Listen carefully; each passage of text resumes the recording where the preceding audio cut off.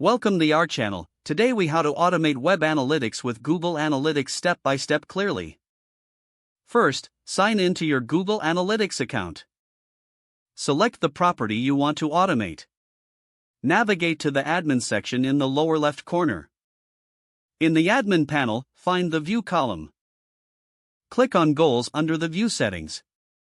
Select the plus New Goal button to create a new goal. Choose a goal template that fits your business objective. Fill out the goal description, including name and type. Define the goal details, such as specific URL destination or duration. Click Save to create the goal. Next, set up a Google Analytics data stream.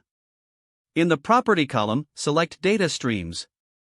Click on the plus Add Stream button.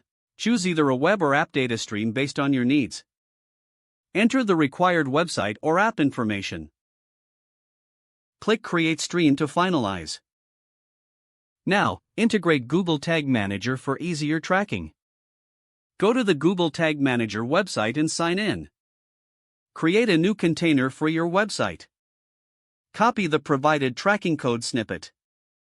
Paste the tag into your website's header section. Return to Google Tag Manager and set up a new tag. Select Tag Configuration and choose Google Analytics, Universal Analytics. Pick the tag type based on your tracking needs. Configure the settings as necessary for your analytics goals.